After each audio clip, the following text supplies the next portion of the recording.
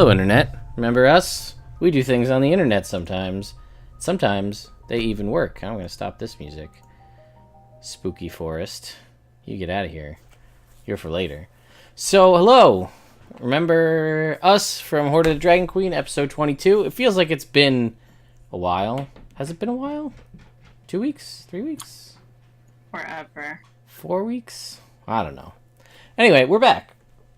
So, we are going to be doing our playthrough of Hoard of the Dragon Queen for you. We do this every other week here on the Mondays on the channel here at 9. Well, sometimes later when technical difficulties happen every every stream. Every week. I believe our drinking game rules for this stream is you drink every time Roll20 has issues, so that's close enough. So that's one thing. I did also want to follow up and say that if you guys are unaware, this coming Saturday we are hosting a charity stream here on the channel. So it is going to run from noon on Saturday Eastern Time till noon on Sunday Eastern Time. And you're going to see pretty much almost all of these faces here. Did we lose Liz's video? I have her. Oh, there she is. She's back. She's just like chugging on my computer.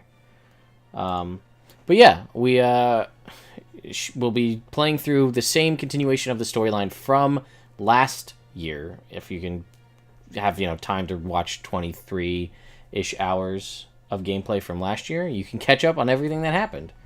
But needless to say, I think a good time was had by all. A lot of people hail it as one of the better games they've ever played, which I don't think that that's the case, but they all seem to really enjoy it. I think it's the bros and the free magic items and the wishes. The gourds. Don't forget the gourds. And the gourds, yes.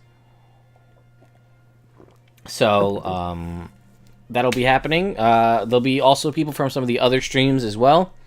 So be on the lookout for that. It's also for Extra Life, so you can donate to help the players, help the DM. Some cases, like Laura's case, I think she's the only one at the moment who has her own page where you could donate to change things about her character. But I'm assuming she's probably going to want to pull the trigger on that soon so she can have a character ready. Do you have a time frame? Homer's doing it too. Oh, okay. My deadline is November 1st. Okay. Because obviously I need to submit something to you to tell you what I'm going to be, so... Fair. Hey, Liz, can I get you to refresh for me, maybe? Just to see for some... If you're over there. Because I keep getting... Her connection is interrupted trying to reconnect. I'm here. Can I get you to relog into the video? If you get a chance? Let's see if that fixes it. There's Laura's chin. Alright. Is better? Better. Alright. So there we go. So, yeah, all the money goes to help children in need. And it's for a good cause, and you get to watch these guys do crazy stuff. You can add decks of many things to the game. We had one almost every session last time. And a lot of interesting things happened. Mostly wholly good things, which is shocking, given the amount of crap that's in that deck. But, yeah, it should be a good time. What will happen in the aftermath of Gordon's disappearance and the removal of such an evil power in this universe? Maybe no one will find out, because we'll go off on a tangent somewhere else. So, I guess we'll see. But, that's in the future. So, what happened in this campaign the last time we played? Well, if you liked caravans and travel, man, was this the game for you for 10 episodes or more. These ladies traveled north from Greenest, basically, all the way up to Waterdeep, where they finally thought the caravan was ending, playing it on the DL, tracking the Cult of the Dragon, and then they're like, alright, we're done, let's go. Turns out there's another caravan. So they took this caravan north from Waterdeep to an indeterminate location. But that indeterminate location is taking them near the Mirror of Dead Men. What an appropriate time of the year to head into a spooky, haunted swamp. I'd like to say that I put in this much effort and planned this to happen, but I really didn't. So, we left off as the party entered into the Mirror of Deathmen, which I think is where we're going to pick off. Did I miss anything else important that you guys remember? Yeah, there's about to be a lot of trinkets. I remember that. Was that a thing? I think that is a thing, you're right. Mm-hmm. Alright. Oh no, here we go. Derail the game before it even starts, Katie. I see how it is. It's the holiday, Ted! Alright. So you guys are heading into the Mirror of Dead Men. It is a spooky place. You've heard nothing but... I think we did some checks last time we were here, and some of you remembered that there's talks of the fog here is so thick in places that creatures move through the mists. There's talks of lycanthropes moving through the mists, creepy vampires, lizard folk, a massive froghemoth, a black dragon, all sorts of creepy but powerful and eccentric creatures traipse through this forest all throughout and anywhere, and they could be pretty much around any corner. So I believe the caravan had sort of came to the decision that they were going to not stop, I believe is what was the decision that was made, so that you're basically camped outside of the mirror so that you could go full steam ahead, so you didn't have to spend any nights in there. But I wanted to confirm that before I go any further forward. Was that part of your guys' plan? That was what the other folks had said, like, that might not be a good idea. That sounds fine to me. That's fine. Was that... Alright. So, you realize that potentially you guys will not be getting the effects of a long rest for 3 consecutive days. Because you will be traveling basically non-stop. Which will also mean at the end you'll have 3 levels of exhaustion. What? Because you didn't sleep. So I say again... It's gonna look rough. So wait. Why can't we sleep? You can, but they're saying because this place is so deadly and terrifying and spoopy that they said don't. Most people travel full speed through here so as to not run into to lessen the chance of encountering any of the creepy crawlies that are contained here. So to get through it from where you guys are, it is a 3-day straight through trek. You could take it in about 6 days where you stop and camp, but it's completely up to you guys what you choose to do. I'm just telling you, you have that's a suggestion that was brought up. It's not a wholly accepted suggestion by the whole group. You guys can take your time on your way through if you want. There's no big deal there. It's just if you go straight through and don't stop. Allison Howell hosting the stream. Thank you for that. Yay, thanks. Super awesome art, but I'll get on a sidetrack there. But if you were to go through straight 3 days without stopping, you would basically get a level of exhaustion per day because you don't have the rest that you need. Oh, shit. I would just see $100 donation right off the bat. Wow. What? Benzyme, he just unlocked for the rest of the month, which is, I'm gonna give him November because it's the 30th, because that's kind of shitty to have it be for a day. But that brings critical hit and critical miss cards to the table now, which are behind me. I have to grab them. But essentially, when you guys roll a critical hit or a critical miss on an attack, it is not just an automatic hit and double damage or an automatic failure. Now something happens. Something potentially really, really good if it's a critical hit, or potentially something pretty bad if it's a critical miss. And but that works for me as well. So if I roll critical hits or misses with my guys, the monsters, bad stuff happens to them as well. we're fucked. You know, it's roll 20. It's not orange die. It's fine. It doesn't matter. You know that. So let me get back on track here.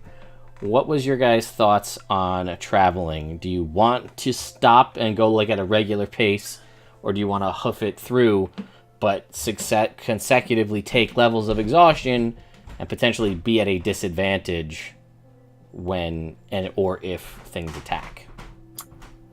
I mean, Should we just sleep the first 2 days and then see if we should hoof it the last day and take 1 level? 3 levels makes me nervous. well, that would still be if we did slept 2 days, we would still need to do 4 days. It takes 6 days altogether to get through the. Okay, that's fine. I just don't want 3 levels of exhaustion. That just sounds like death. Only But like, if we do the 4 days at the end, we would get 4 levels of exhaustion. Why would we get... Well, it's 3. It would be 3. Yeah, so it's essentially, if you went straight through without stopping, you'd have 3 levels, or you could go 6 days without. So basically, I'm saying it's double if you stop. So if you guys go 2 days with sleeping, or what was your suggestion? I'm sorry. If you go 2 days with sleeping, you'll still have 4 days left of travel to do. 2 days with sleeping. Well, basically, what's just what I meant is that the last day we could do 1 level of exhaustion, is what I was saying. Yeah, 2 days for the first 2 of the 3, and then just run through for the last one rather than taking 2 days. Mm-hmm. You're cutting it down by a day, essentially, for a level of exhaustion. Mm-hmm. Sure. I guess that makes sense. Yeah, because you would have 2 days to travel, and then you'd go through the day, and then the night. So that would be 2 more days of travel, and then level of exhaustion, and then 2 more days of travel. Well, two more things to travel. So, yeah, I guess that makes sense. Okay. So I say one more time. We're going regular pace for the moment, correct? Yes. Yeah. Okay, cool. So, you guys head into the swamp. And as you guys are traveling through, it is sloshy, it is gross, it's cold, even though I think we established it's like summer-ish. I forget what we decided the starting time of the campaign was. But either way, the air... Was it spring? It might have been spring. You're probably right. I don't really remember. Because we should have gotten some muckalucks and water tea. That would not have been a bad idea, potentially. But even though it's been relatively warm outside, the air here is cold, and you feel like you've got that chill, like even with your armor and you know, cloaks and things, it's that kind of cold that just seeps through, and you feel like you just can't get warm. And the air, even regardless of the time of day, even though you're in an open air area, it is just this bleak, washed out gray color. There is mist that just swirls around you everywhere you look. You see shadows moving through the mist off in the distance. Sometimes you're like, no, that was nothing. That was probably just my eyes playing tricks on me. You look down at the ground occasionally, you see your shadow. It doesn't really, you look for a split second, it doesn't look like your shadow, but then you look back, oh no, that was weird. Huh. So, needless to say, everybody in this caravan is on edge. There's just a general aura of uneasiness amongst everybody as you traverse through. So, as we move our way through, Katie, I'm going to ask you to please roll me a d12 and a d8.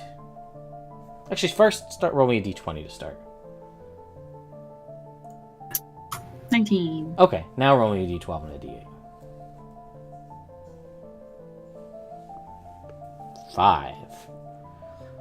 Alright. 5.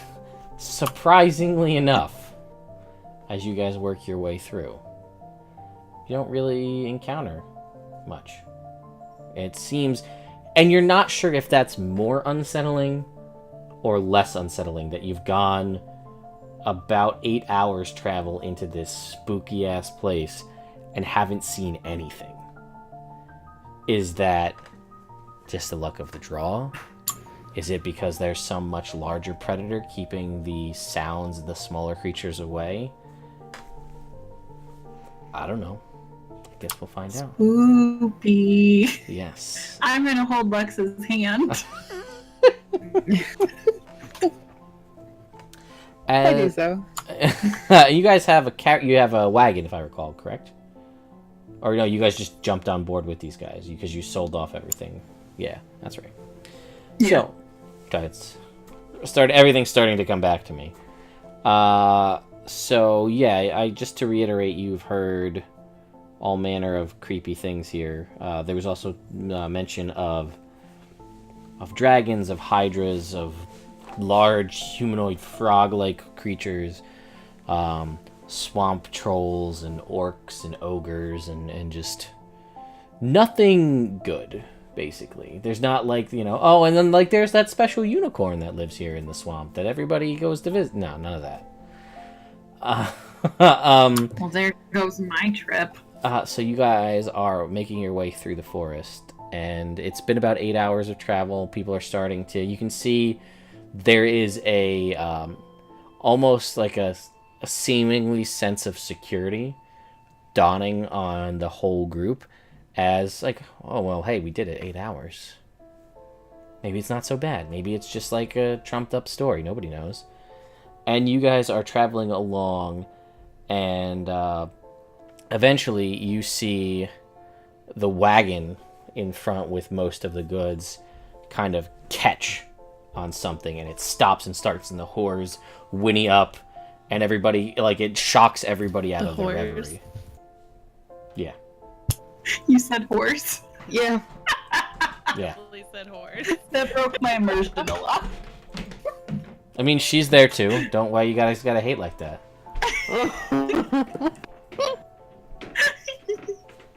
Okay. You guys are just a bunch of haters. That's all I'm saying. And I mean, maybe it all stems from the time that you guys lured other people upstairs in a hotel that you rented out and then killed them all, basically. I don't know. I didn't kill them. I just crippled him. Yes, permanently, forever. They're on top of him and tried to maul him. Oh, man. So, you see that something is in the road and has stopped this wagon from moving forward. It's time to investigate, ladies. You see the other guards that are there, because there is a handful of guards as well. I forget if I said how many there actually were. I'm sorry, there's 6 supply wagons with 12 escorts. You guys comprise 4 of those escorts, and Jamna is one of them as well. Your kind of acquaintance from the last caravan trip. So, people start to gather around, and do you guys make your way towards what has stopped with the first of these set of wagons? Yes, sir. There is a body on the ground in the middle of the road. Dun, dun, dun. Is it dead? I would say make me a check, but it's like, yeah, it's like you only see the back because it's face down. You see the clothes are tattered rags, but you can also see that there is a sickening kind of unnatural bloat to this creature, as if it has died and sat in water and has started to like puff up and looks just kind of like, you're not sure like if you poke it if it'll like pop, like you don't know if that's a thing that happens, but Yeah. murder and bloated corpses. Poke it with a Murder. Oh man, there you go. We got It all comes together. So, what do you guys... So do you go forth and poke this thing? Was it a yes? Oh, I want to. Oh. Yes. Okay. So you're just like with a stick, with a sword. What's the plan? With a stick. Okay, yeah, it like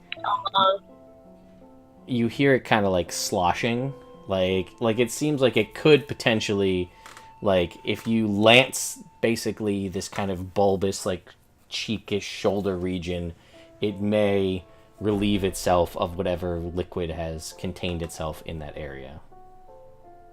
Like it kind of is like you like poke it and it kind of like.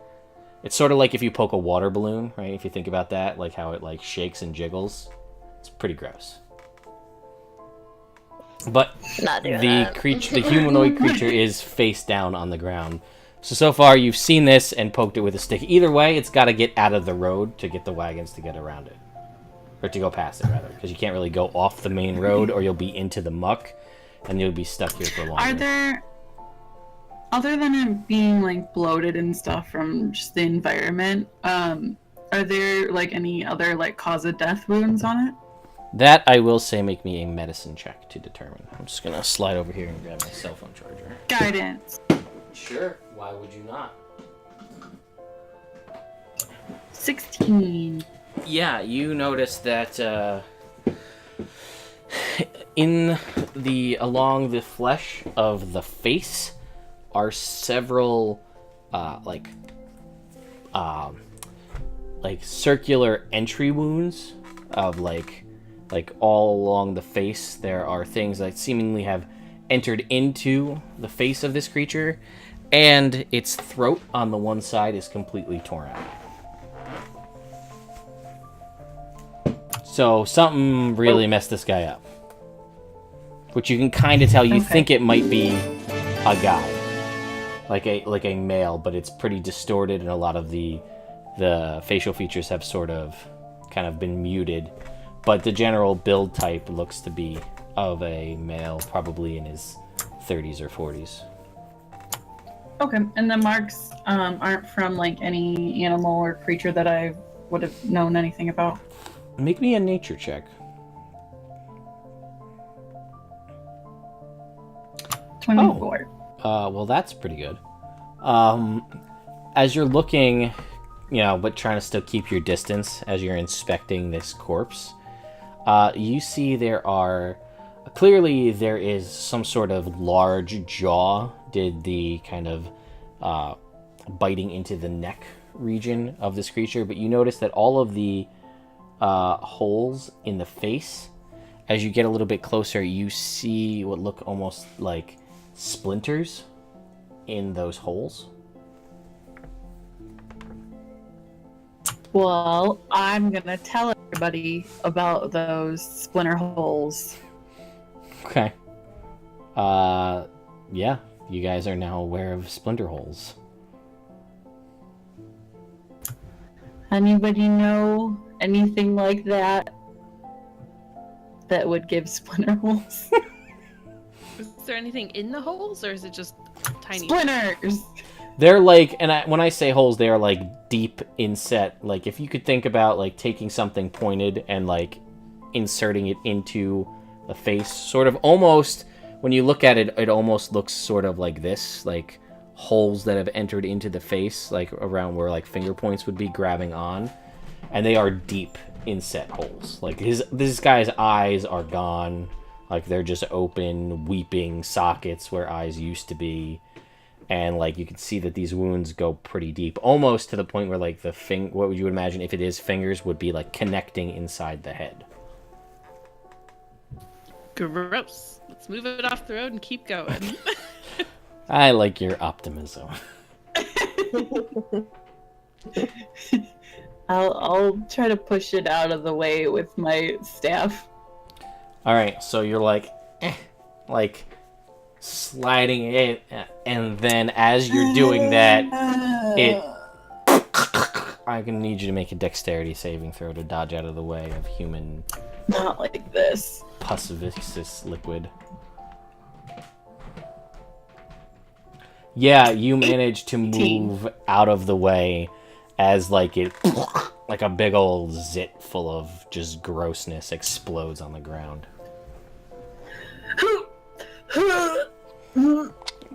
You're not the I'm a only one. doctor, There are it's fine. there are several other like you definitely see one of the caravan guards just hurls off on the side of the road. You're not the only one who's freaked out by how disgusting this is. Okay, well, carry on. All right, so you guys managed to, basically shift this body far enough off of the road where you can get around it and go by.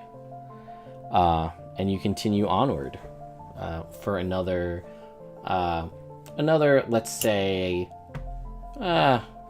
3 or 4 hours. So you get about a 12-hour travel day in, which is actually pretty long and a little stressful on the horses. Not only is just the general air, like the horses kind of sensing the body language and the feeling of everybody involved, where they're all kind of tense and on edge.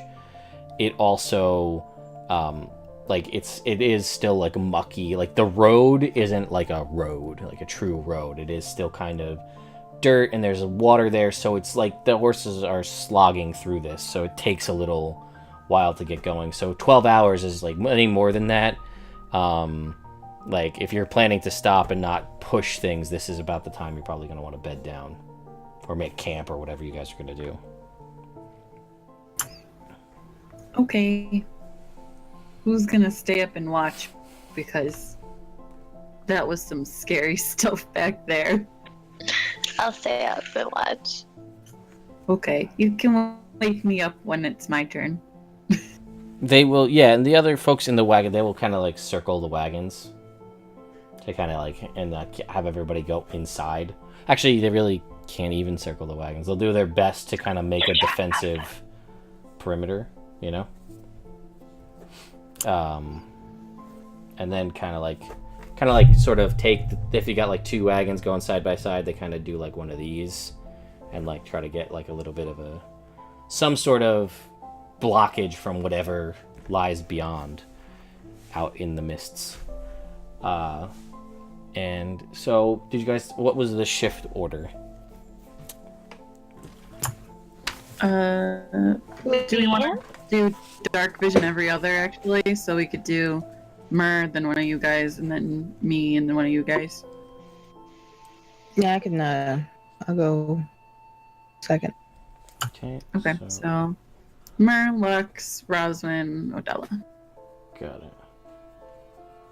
Alright, and like some of the caravan people will stay up with you, so you're not alone. Jamna will stay up with Roswin. And then there's just like other folks that are there. We're friends, even though she said we weren't. Oh, maybe she... You know what?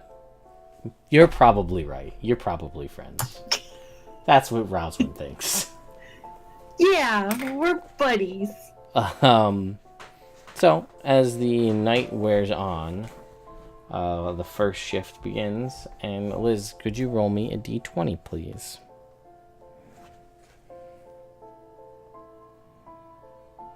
Oh, let me get so I can actually see that. I just see a little kitty mouse eating. Yeah, I know. 3. Alright. So, your shift goes by with no issue. You and the other kind of guard who was hanging out there also beds down. Lux, you're up on the second shift. Okay. Well, as your shift goes by, I'd like you to also make me a d20 roll.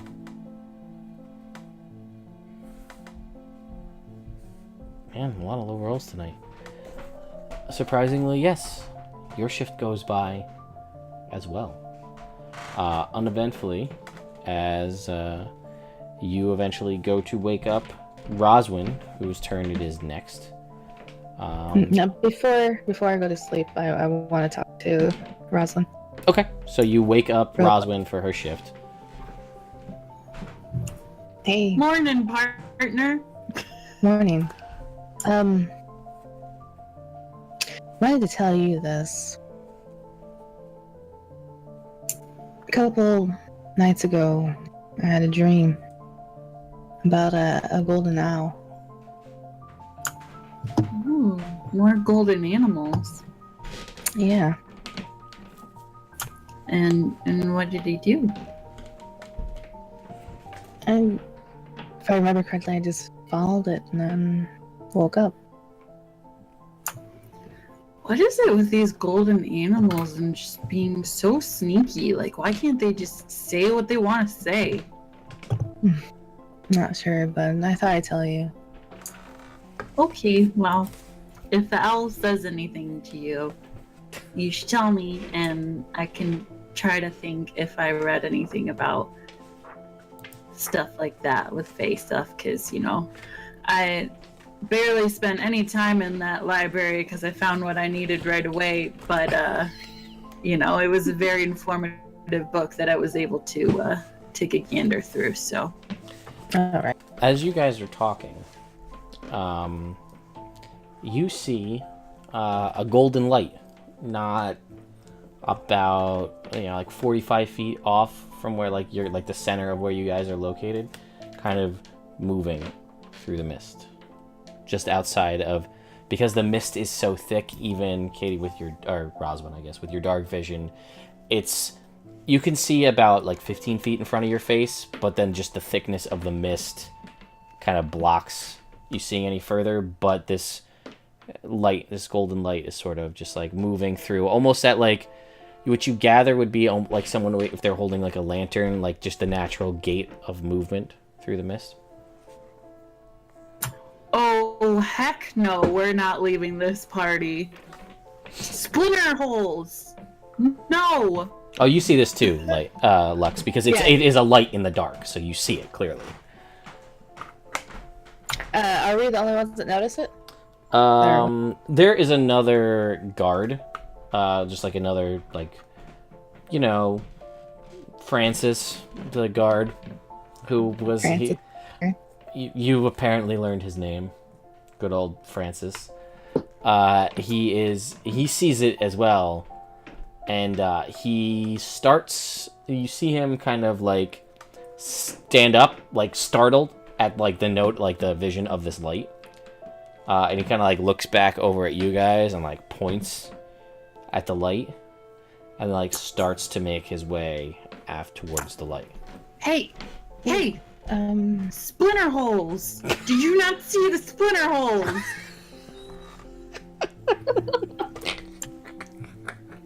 Mister? And he's like, yeah, splinter holes. And he's like, kind of like, and he's like walking off towards it. I'm gonna grab onto his, like, cloak or whatever clothes he's wearing. Alright, make me a grapple check, so an athletics check. Please. I will assist her. Alright, make it an advantage, Katie. You're getting assistance. Oh god, you should have just done it! Yep, but go ahead. 11! He's just like... Oh! Like, you basically pull him off, like, you grab his cloak and, like, don't realize your own strength in this scenario, and, like, tug on his cloak, and you basically do the, and, like, he goes, like, you pull his feet out from underneath him, and he, like, splotches down, it's, like, in the mud. Now his whole back is muddy and wet. And he, like, seems to be shaken out of some reverie, but now he's also kind of, like, really upset because he's all wet and gross. I point down at him and I'm like, splinter holes. And he's like, I'm going to sleep. And he like moves over and you see him like wake up somebody else and then go to sleep. And you see him like cuddle up like near kind of, I'm assuming you guys have a fire because it is pretty cold. Like nothing crazy big. But he's gonna like curl up with his back to it to try to dry off his back and, you know, dry out the mud off of his clothes. I'm gonna high five Lux and be like, saved his life. Alright, I'm going to sleep. Okay. I have a dream, I'll definitely tell you. Yes. Okay. And is Jana up with me? She is. You didn't realize that she was awake, but it's mostly because she wears all black and is sort of, you know, shady. But she's there. No, she's great. She's dandy. Yeah.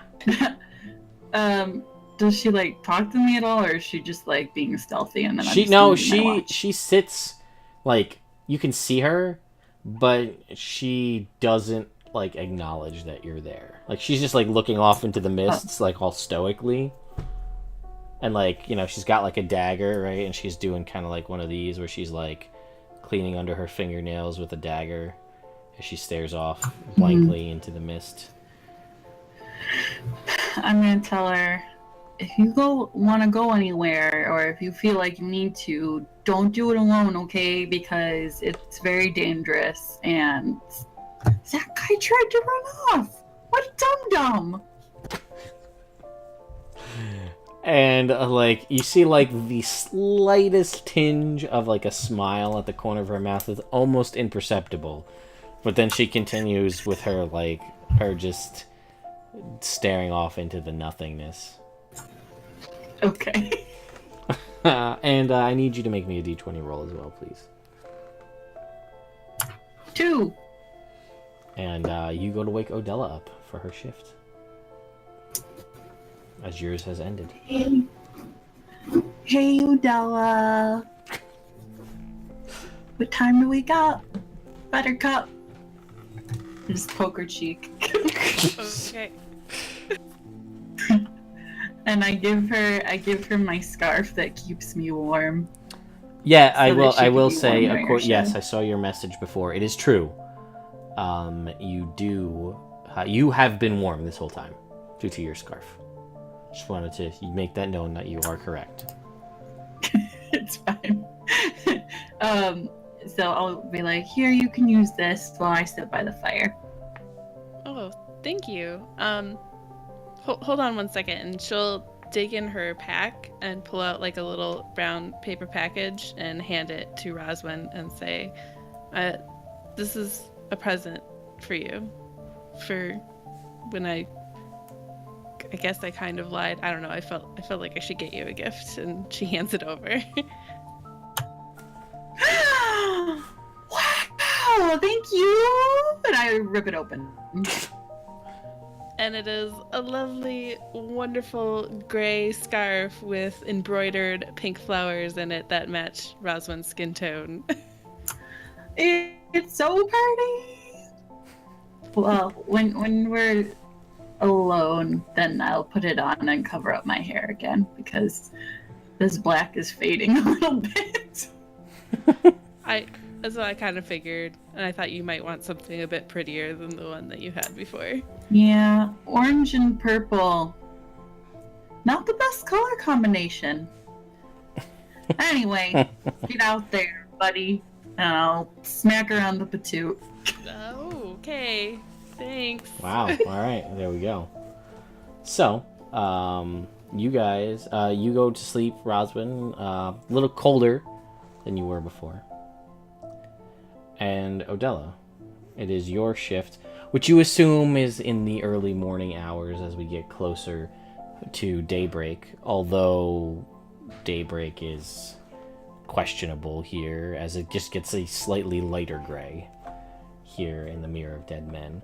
But why don't you make me a d20 roll while you're here in the Mirror of Dead Men. Okay. Again, it's weird, but it's quiet. We should sleep every night. A little too quiet. As you hear, an imperceptible distance away, the rattling of chains, seemingly moving towards you. You can't tell. me? Yeah, I mean, it's a ways off, probably like hundreds of feet, if not like thousands of feet, but it is so dead quiet, except for the occasional groaning, the snort of a sleeping guard, the crackle of the fire as the logs break down. But other than that, it is deathly quiet. There's a very slight wind, which kind of feel moving the mist around you, which is probably where this sound is being carried to you from. So you hear this kind of rattling, which sounds like the rattling of chains.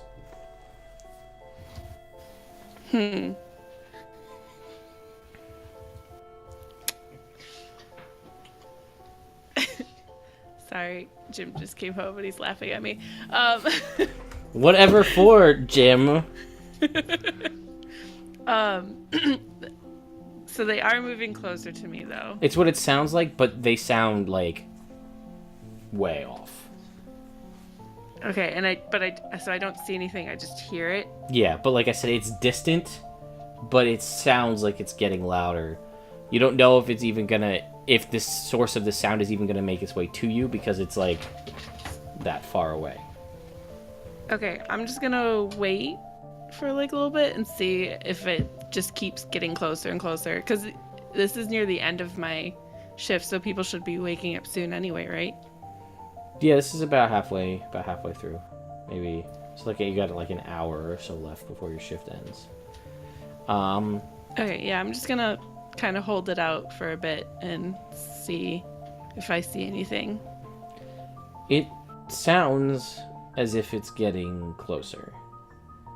And like not too far off from the back caravan. Okay, I'm Back gonna. wagon. Is there anybody else awake? There's Joe.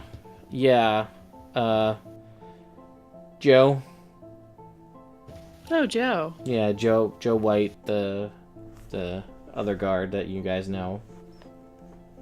Good old Joe White is right over there. I'll go over to Joe and be like, Joe, do you hear that? And he kind of just looks at you with like a dumb fat, like, I don't hear what? Sounds like chains moving closer to us. And he like stops. He listens. And you like hear it sort of like clink almost to a stop. So it stops momentarily and he's listening, he doesn't hear anything. Suspicious. And yeah.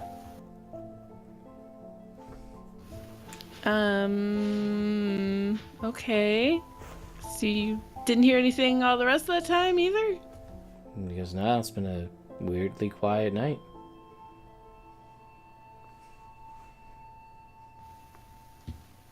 Okay.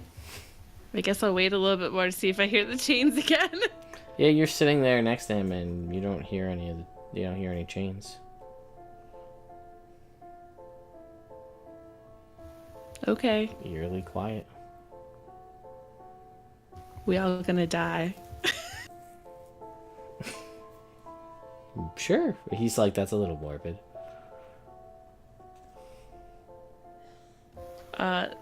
Katie, that was Buster Rhymes, not 2 Chainz.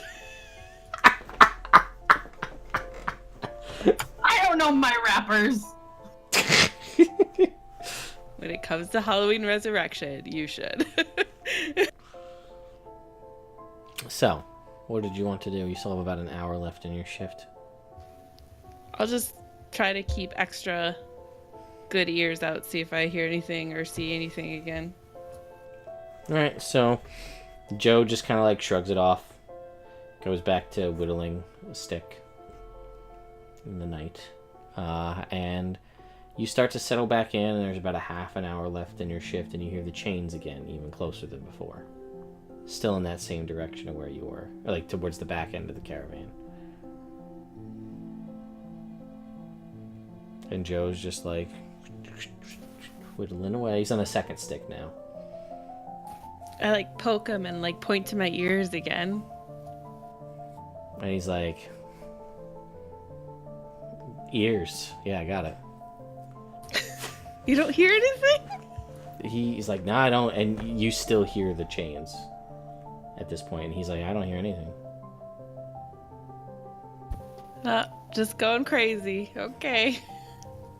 And like, you hear the chains now, and like, there's a slightly like a dragging. Like, there's the rattling of chains and like a shh. Like they're dragging through the muck and the mud.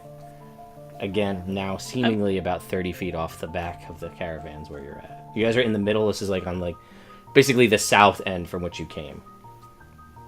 I'm gonna ask Pygot if Pygot hears anything. Pygot, you get an image of a chain rattling, like, in your head. Okay, then I will wake up the rest of the party and be like, Joe's deaf, and I think I hear something. As you go over, you're, like, bending down to go wake up Mir. You guys are all kind of, like... I'm gonna say that you guys probably, like, sort of sequestered your group in, like, its own little area. You know, like, there's everybody else. So you go to wake her up, and as, like, you hear the chains getting louder and louder as you get closer and closer to go wake her up. And as you reach down to wake her up, the chains stop.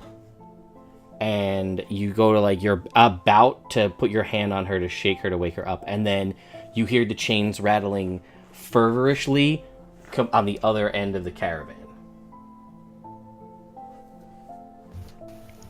What?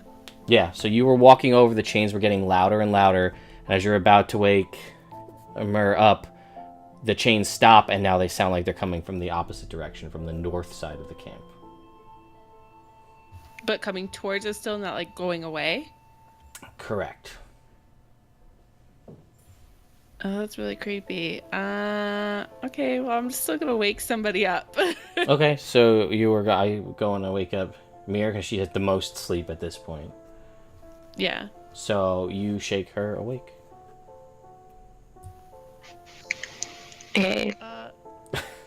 There are like some weird things happening, and I seem to be the only person who can hear it other than Pygot, and I don't know what to do. There's Wait, what do you hear? I can hear chains, and they're coming closer, and they came really close, but now they seem to be far away and coming closer again, and I'm really creeped out. Okay, listen. You're not making any sense. What is it? Did you see it? I didn't see anything. Okay, where do you think it is right now? In the front of the caravan heading towards us. Can you hear anything? Can I still hear stuff? You hear it now with the dragging sound that you heard before, as if it's going away. Leaving the area. Do I hear anything? You hear... Yeah, you hear the chains as if they're going away as well. You hear more like a drag. You don't hear the rattling, you hear more like a dragging sound. With dark vision, do I see anything? The mist is too thick around you. Like, you can see in the dark, but you can't see through things, like through mist. Is Joe still around? When you turn around, Joe is gone. God damn it, got Joe. And Joe's you see Joe's knife and the half-whittled stick on the ground where he was sitting. And you look and you see there are, like, drag marks leading, like, feet away. As if Joe's been dragged off. How far away is the dragging sound? Like, could we catch him? Maybe. It sounds like probably 100 feet away from where the caravan is. Okay. Can I try to get up closer so I can see? Stealthy like? You can certainly try. You can't... You gotta be within 15 feet of this thing to see it. Because the mist is that thick. So... Fuck no. Yeah, Joe's dead. Sorry, guys. Don't tell Roswin. I'm a rogue. Nothing I'm not like... overnight. Nothing happened. Oh, Odella has a new whittling knife. That's weird. I've taken up a new hobby overnight. She loved that Lyra thing that I made so much. She was like, I should take up wood carving. That must have been it. That's what you will think Yep. if that happens. Yeah. I'm from the streets. I don't go save people and get dried off by a monster. I don't know. So, yeah, there's about 15 minutes left on your shift now. What would you like to do? Take a seat and pray for Joe's soul. All right, you do that. And then the bleak gray light of the sun peeks through the mist as you guys all get up and get ready to head out for your second day of travel here in the Mirror of Dead Men. So, while you were sleeping, Lux, you have the similar dream of this owl coming to you, but it's less clear, I guess. It's fuzzier here amongst these mists, as if these mists are sort of blocking this dream, or at least like kind of almost like it's like out of pixel filter, if that makes sense. Yeah. So it's a little blurry. You still can see the general shape, but it's a golden light of this golden owl, but it looks eerily familiar to that golden light you saw off the side of the road with Roswin, but it is still in the shape of an owl, where the light you saw was in the shape of like just like a circular ball of light, like a candle or a lantern, and it is fuzzy as it kind of leads you away, still through a forest, not through a swamp, but it is just more muted, I guess. Okay. And then you wake up as the morning takes you. So.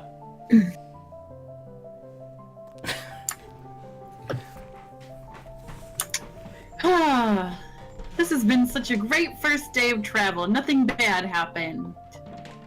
Nothing bad at all. Let's go. Okay. All right, let's see here. I just gotta write some stuff down as I remember to go back and look at things. All the trinkets. I didn't forget. I just gotta make sure I get them all down, because there was a million. I think that's all of them. Yep, cool. All right, so you guys continue on your second day of travel. I'm gonna have Odella roll me a d20 today, please.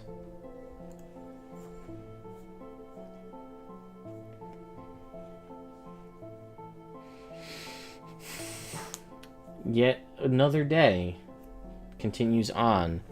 Quiet. Good thing we're getting these out now and not during combat. Oh, just wait. You hear once along your travels, you think you hear off in the distance over your right shoulder the rattling of chains, but it's gone almost as soon as you kind of shake like what, and then there is no sound. Was there ever haunted? Was there ever a sound? Who knows? Forever haunted. Was there even a Joe? I don't know. You poked him, and you made contact with him, so he was not a ghost.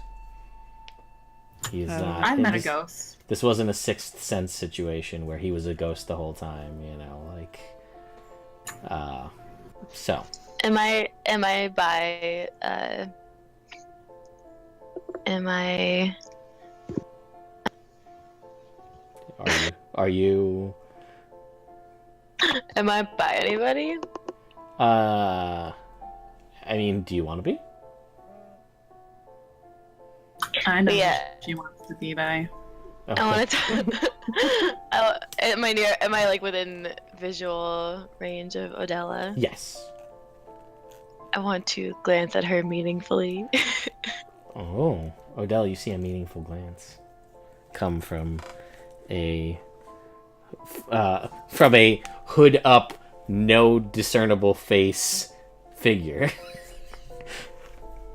That beautiful, no discernible face. I give a meaningful glance back. Ooh, there's just meaningful I glances look between them. everywhere, and then it's just like I imagine they're like staring, and then there's just like a Roswin just like pops up out of frame if this were a TV show, like right into the frame.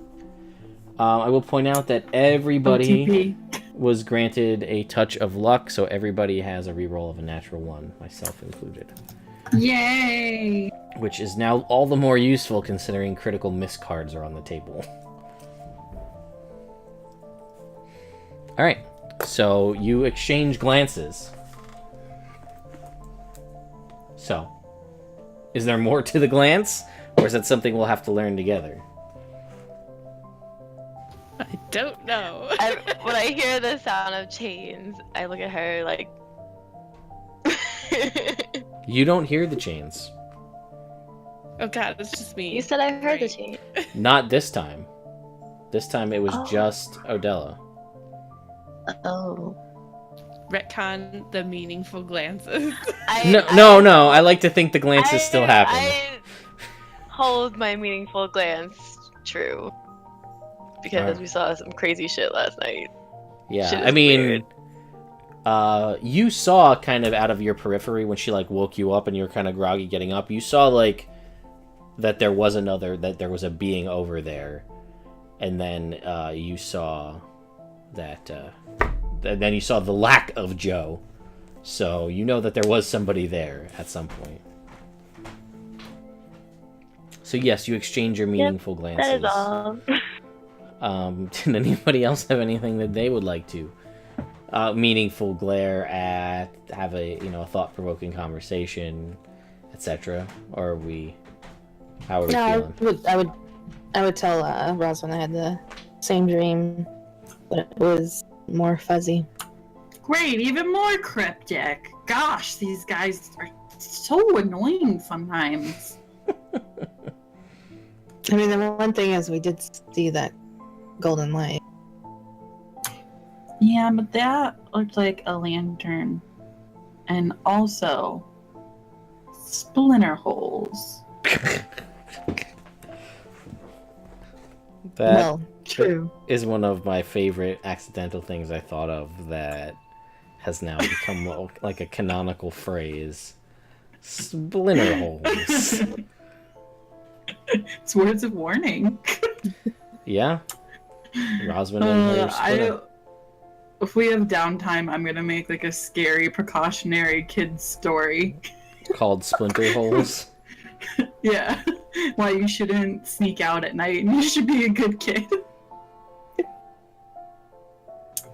Alright, well. Okay, so you guys continue onward. Things are creepy and spoopy all throughout the travel throughout the day. Occasionally, actually at one point right before dusk, you can't see, you're actually, as the sun is beginning to set, from a large far distance away, you hear the sound of heavy beating wings, and a massive shadow passes over your caravan as the sun begins to set. And then you hear the of wings as they fly off into the distance. Roswin and Lux, make me a perception check. Guidance. Sure. Fuck. 11. Let's see if Lux can top your 11. Yeah. Lux, this sound, you recall hearing something quite similar to this, although with a slight variation in the tones and the pitch. Oh, that's good to know that it says Curse of Strahd. We'll change that. Is that Also, this? it says I'm a warlock. Does it really? Yeah. Oh well, maybe that's what I was feeling. I mean, it's a much better combination. We can change that. I can do that real quick. This sound, is eerily reminiscent, like I said, but just tonally different from a sound you heard seemingly months. It seems almost like forever ago, in the town of Greenest on your first night in town, where you recall balancing a ballista on your shoulders as a large winged creature flew over the site of the city. This sound sounds very similar to that. Okay. I immediately go to Rosalind and whisper to her, "We might have some trouble." I Kind of heard. trouble. Remember when we were at that town and I had the big old ballista on my shoulder? Yeah, you looked awesome that day. Thanks. The familiar sound of the wing. We might have a dragon. Oh, that's not good news. No. We should tell the girls, but did it leave? Is it gone? I didn't hear anything. It sounded like it was going away. Yeah, it Okay. sounded like it was gone.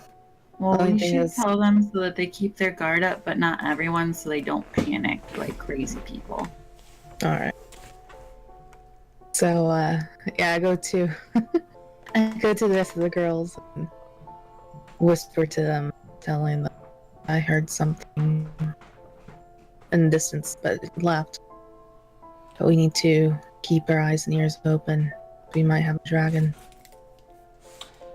And you do recall that there was a rumor that there was a great dragon, that there's a powerful black dragon is supposed to haunt these swamps.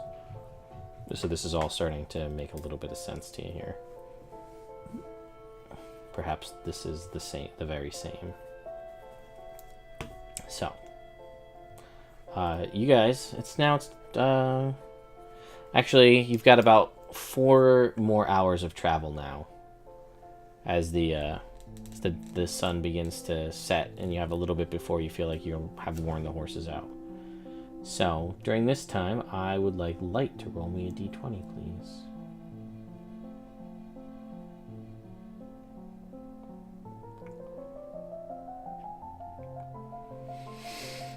All right, let's see. What do we have happen here? Does anything happen? Maybe. Yeah, as you guys are traveling and just getting to the end of your travel and stopping the caravans for the night, you hear again, maybe 100 feet off in the water, you hear splashing sounds off the road of something splashing through the water. Doesn't sound like you're not sure if it's moving towards you or just splashing in place, but you hear there's definitely something there.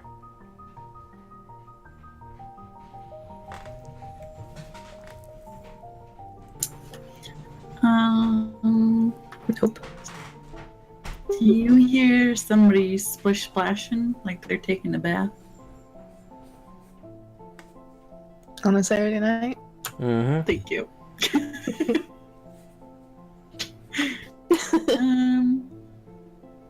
Should we check it out, ladies? Do we really want to check it out?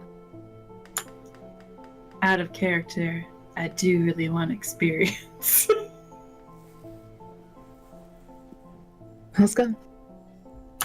We don't. Oh, I don't know about that guy getting taken. Never mind. I retract that comment.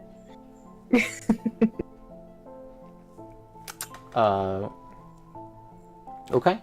So, are all 4 of you going, or just Roswin and Lux? I'm not letting them wander off by themselves. Buddy system. Okay. So you guys all head off to towards this splashing sound. The caravan know that we're checking something out. Yeah. Okay. That is okay.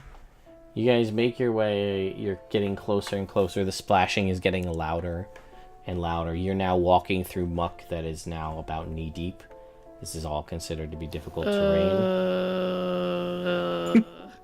Yeah, so you guys are now at half speed because of the difficult terrain. Like every step that Odella takes, she like lifts her foot up and like prestidigitates and like, God, this is terrible. I'm splashing in the mud. As you guys get closer, you're about 30 feet off. Your scents are just assaulted by just this awful kind of rotten, just disgusting smell. And you still hear the splashing. Do Yes. I see anything? You're about 30 feet off. You need to get about 15 feet away to be able to see it. What's causing the splashing?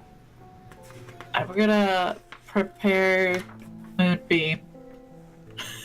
Get ready to cast it if need be. Okay. You move. Who's leading, I guess?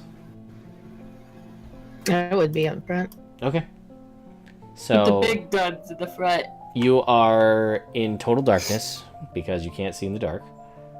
So Eat one of your herbs. okay, then you can choose pop to do herb. that if you want. Yeah. Okay. So you do that. You have Yep. dark vision now. You get as you kind of pierce. It's almost like the mist is so thick you can almost sort of like a cartoon veil the mist aside as you get closer. As you peer through the mists, you see what looks to be 6 frog-like humanoid creatures about the size of Roswin, just like being just disgusting and flopping about and splashing and wallowing in like the muddy water here. I turn around and who's behind me? Sort of like that guy.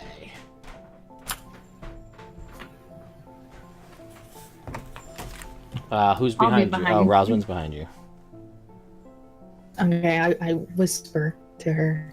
They are the guys you see are like grayish in color. Yeah, I tell her. There's frog being splashing. What are they doing? They're not doing a good job at bathing. I mean, they're frog.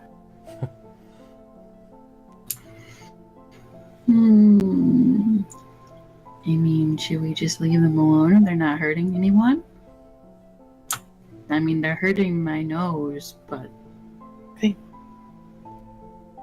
don't think they're hurting anyone. I mean, this could be their area. Why should we disturb them? you don't want to start a turf war. True.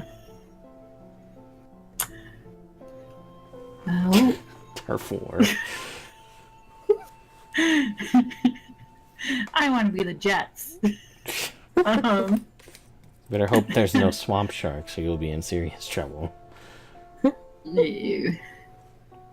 Well, I tell the next person behind me that there's some smelly frog people, but they're not really doing anything.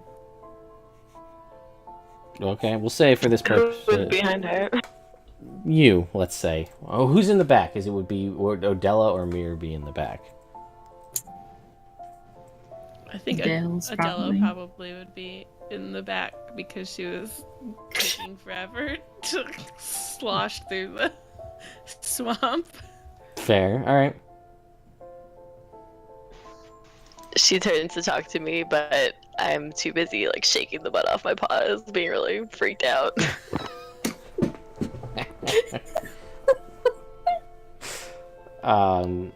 Either way, you still gather what she said.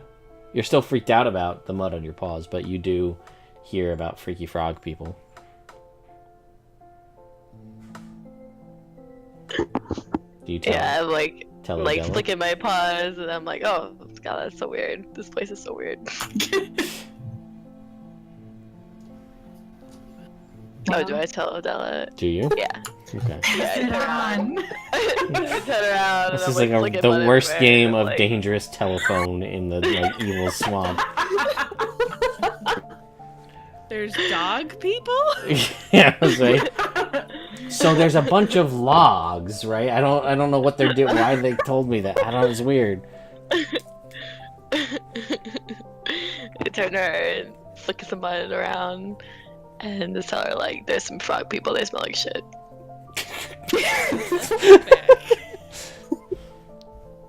And I will turn around and start making my way back. Clean. You guys are moving so slow on the way back because she's in the back. Like, it takes you twice as long as it normally would have to get here because she's stopping, cleaning. Even though... At this point, I somehow managed to square myself up front and look at Odell. Okay. And I pick her up and I said, "Go ahead and clean your." And then I just put her over my shoulder and I Fireman go. Carrie. She's so strong. Okay. You guys make your way back. Classic Belladonnas. When you guys get back, you don't see Francis anywhere. Everyone's dead. You don't see Oh, Francis, Francis is gone. the But one where- who wanted to go into the light. But in France, where Francis is gone, but where you guys normally sit is a chest. Yeah, there's a wooden chest. Like where you guys normally like set up to sleep towards like your little kind of carved out corner when the caravans ready themselves. There's a chest there.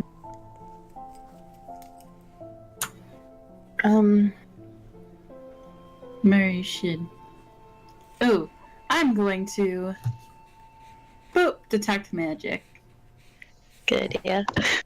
Okay. So you're just gonna cast it. You're not gonna take the time to. Are you gonna do it as a ritual, or are you gonna just cast it? I'll just ritual. I'll ritual that shit. Okay. So you take 10 minutes, Mm-hmm. and like everybody else, you see like the rest of the caravan is very on edge, seemingly, but nobody like seems to see that Francis had disappeared, or like they recognize that he's gone, but they don't like no one's going out to look for him because like it's a Joe situation, right? Well, Joe's dead. That sucks. Joe's dead? Yeah, you hear somebody else. They're like, man, first Joe, now Francis. What happened to Joe? And at this point, I definitely Happened put to Joe.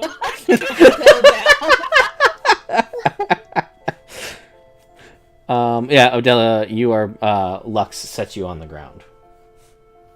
Would you like me to roll for deception? You can if you want.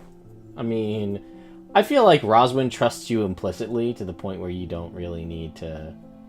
Like, you just came out with like a pretty big truth to Roswin and gave her a present. I feel like you're like, what happened to Joe? It doesn't matter anyway with a 25. She feels like you, you know, it's. Odella would never lie to me. I trust her implicitly. Well, technically she's not lying because she doesn't know what happened to Joe either. That is true. He just kind of got dragged away, but I don't know what really happened. What a drag. Wah, wah.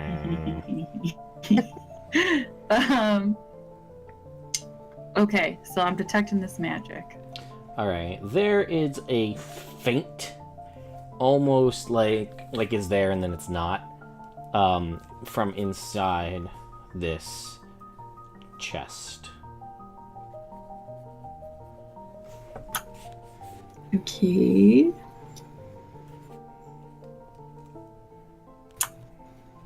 I feel a faint magic aura. Do you want to check it for traps, Mir? Yeah. Yes. Go ahead and make me an investigation roll, please.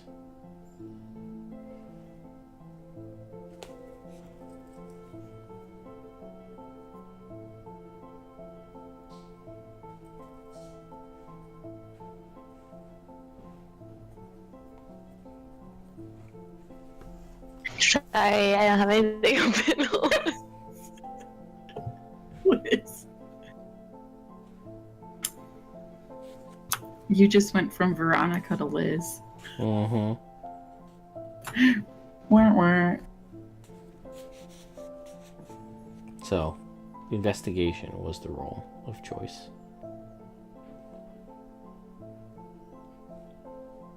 Alright. Does not seem to be trapped. Okay, I want to open it. Okay. You open it, and there is a smattering of weird things in here. Like, all manner of crazy shit. But you are specifically drawn to two things. A bag, a seemingly simple leather bag, and another thing that I will tell you about once I see what it is. Is it tattoos? One of them was, but I'm going to skip that because it doesn't make sense that all of a sudden another one appears. Spooky. And this dark black bag that is almost, it kind of has like a reddish tinge to it. Yeah.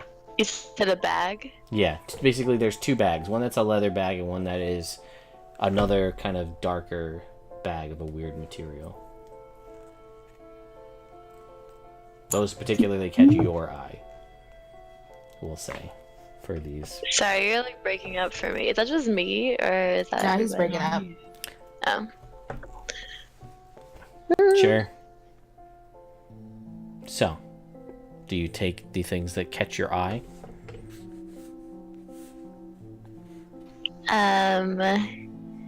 Can I check them for traps? I'll say your roll from before allows you to realize that they are not trapped. Okay, I want to look inside. Okay, so you basically extricate those two things, and the one bag, as you sort through it, it's a bag of marbles. Funny enough, all cat's eye marbles. Ugh. So they are marbles, but they are, the clear glass with the kind of cat's eye contained within it. And the other one looks, as you pick it up, to seemingly be a bag of blood. But upon further inspection, and your cat nose can tell you that this isn't real blood, this seems to be fake blood. It's fake. All right. And Roswin, when you look in there, you see like Odella, and you see something jump out at you, and then it lands on the ground, and it's a bunny. But the weirdest thing, this bunny it's like, how like when a dog or a cat will kind of lay with their back legs like out flat on their stomach and their front paws like in front. It's called splooting. Go on. So it's splooting, right? Sure.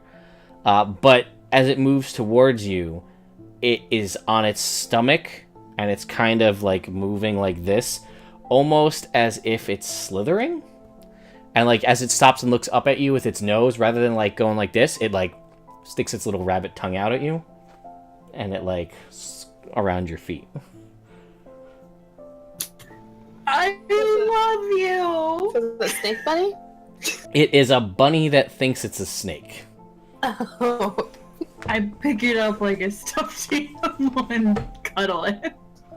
And it can oddly make like a very cute like rabbit attempt at hissing, which I can't tell you what it sounds like because it doesn't exist. So like you see it like it's trying to like wrap itself around your arm, but it's physically incapable of doing so. But it tries. Things there. Yeah, like it's like trying to wait to introduce you to all the other guys.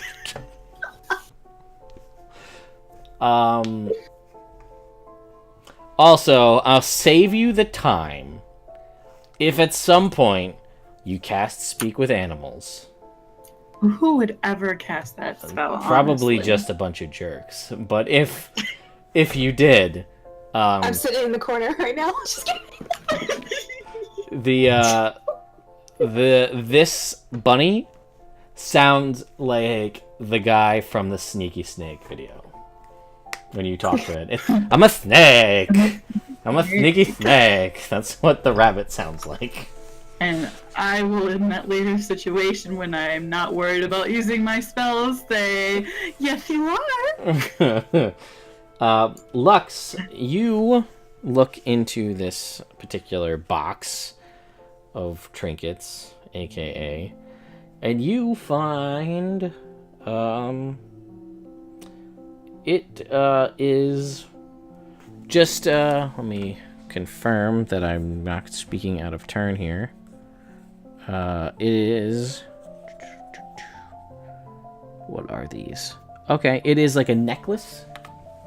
It is a seemingly old stylized bronze necklace, like a torque necklace that, you know, kind of goes around the back and just kind of, it doesn't actually clasp, but it sort of like comes to like claw-like points around the front of your neck. It doesn't actually clasp together, but it is seemingly old, and it has some runes scratched in it that no one in the party can read.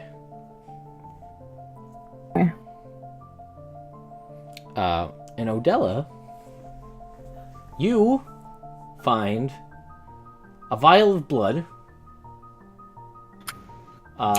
This vial of blood is not fake blood, but it is an orangish color and bubbling constantly inside its little vial.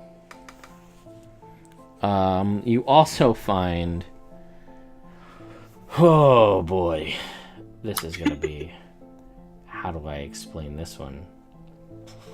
It's a little cage, right? Like about yay big.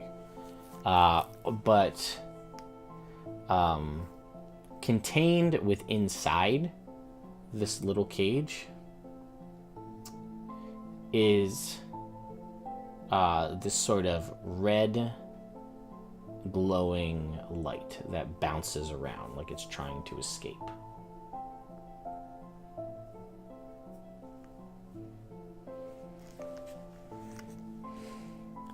So there you go. Deal with... Is there like a door on the cage? No, it does not have a door. It's like a top, bottom, and bars with like a little like key ring to hold it. Oh no. I just want to let it out though. Sure. You can do that if you Free want. now. I'm gonna free it. Okay. Free that red glowing light. You make me a strength check just to start here. Oh no. Or if you want to try to like magic it open, I can have you make an Arcana check if you'd prefer. To try to like magic it Never open. mind. Damn! Killed Girl? it. Killed it. You rip it open as it shatters into I pieces. gain the strength of Lyra as I'm like, how dare you cage this poor tiny creature? Be free! So you free this, and it escapes. And as it leaves into the air, and it kind of floats off, and it grows bigger and bigger and bigger. Almost to the point where it looks to be like it's growing almost to the size of like a sun. And then it starts, as it gets further away into the night sky, it begins to elongate from a ball of light, and it starts to stretch. And then the stretching starts to bend, and it starts to take form as it continues to move away. And as it gets far, far out of your sight, almost at the edge, kind of backlit by the moon, it takes the shape of a red dragon, and it flies off.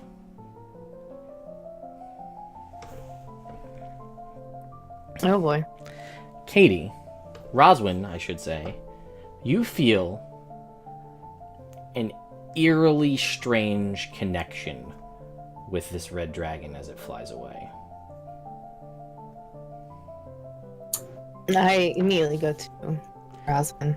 Well, some red dragon owes me a favor, is all I'm saying. Almost a feeling that you haven't really felt in a while, Roswin, as if, and now an all too familiar kind of feeling of dread and things have returned. Something that hasn't really been around. It's been in the back of your mind, not really at the forefront for a while. And now it seems as if, I guess we could call it a problem, if you will, has been set free. You're welcome. Della.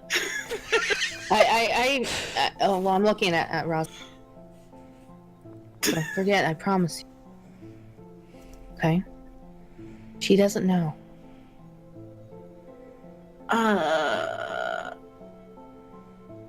I need to sit down.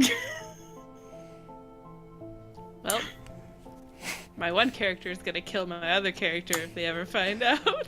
I want to read you exactly what the trinket was. It was someone else's problem in a cage. Oh. Well, someone else's problem, not mine.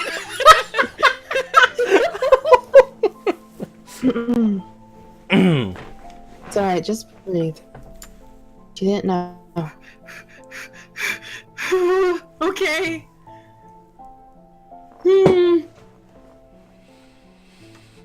Yeah. It's fine. Everything's fine. It's fine. It's fine. And then I throw up. Rosalind throws up. Adele's just standing there with like both sides of the cage looking shocked and like Yeah, for a second you see just the color gold and hazel eyes just kind of flicker back and forth. This place is fucked up. Oh, okay. Well, I'm awake. I could take first watch and then like never go to sleep again. You need your rest. No, I'm good. I'm good. Take this. I got this. So I'm just looking around like. And like, you feel like imperceptibly, like you didn't realize it before, but like across your shoulders, like kind of like this, is the rabbit, like around your shoulders, like a python would, like curled around your shoulders. I absent-mindedly pet my bunny snake. I need comfort. Okay. Good night, everybody. I actually I tell Rue. Mm-hmm. Go ahead and sit. And you, as you're sitting down for your first watch, Roswin, an owl lands on one shoulder, which stares with like a potentially hungry look at the weird-looking snake, which kind of like bunny snake that looks up at it, and like best way that a bunny could attempt to like coil up and like rear up like a snake. And then a badger comes over and sits next to you. And then, like, there's a sunflower there, too, that's the size of a halfling. It's just a weird sight in the middle of this. As you're in shock, potentially crying, alone in this creepy-ass moonlit swamp, surrounded by all of these weird animals. And I'm like, guys, watch out for the puke. Just cover it up with dirt. It's fine. We don't want to attract bears. You feel like if it attracted bears, that might be the least of your worries. I have to take control in some way. Alright. So, you've been through enough. Your shift goes by fine. Does it, though? I mean, as far as physical harm coming to you, the emotional scars will never go away. Okay. So who has next watch? I'll take that. Alright. As you go take the spot, you notice 3 more mounds of dirt that weren't there before, as if 3 more pukes have been covered up. It's fine. Everything's fine. Are you sure? Yeah. Gonna have restful sleep. It's gonna be great. You're great. Everything's great. Good night. It's great. Good night. Yeah, you go to sleep. In Lux, you take your watch. Things go by. You hear a super, super distant, almost like an owl hooting off in the distance. But, like, way off. Mm-hmm. Okay, and that's pretty much it. That's like the only... Normally these nights are pretty quiet. That's the only real disturbance at night. And then your shift ends. I will go wake. Who's gonna take the next? Get the kitty out there. Yeah, I'm gonna get the kitty. All right. Mir, you're woken up by Lux for your shift. Okay. During your shift, I'm going to have you roll me a d20, please.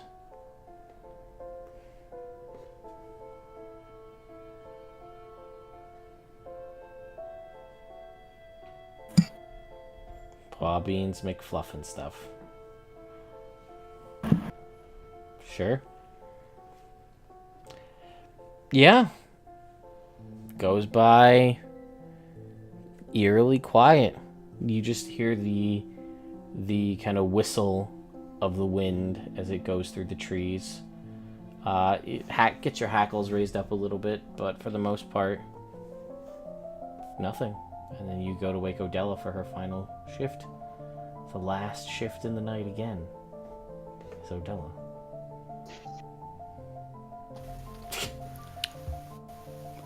As I take my shift, I'm going to muck about with one of my items that I've never used. Sure. Pull out the deck of illusions and throw a card down near the back of the caravan. Okay, well, this is a thing that we're gonna do now. So go ahead and it is. I guess pull me a card from the deck of illusions. All right, you can do that. How do I do that? It should be under the it's like where macros would be, so it's the 3 bars next to the cog line. Do you have a deck of illusions down there? I thought. I do. Go ahead and pull a card. Let's see if I can, or tell me what it is. I don't know if I'll be able to see it or not.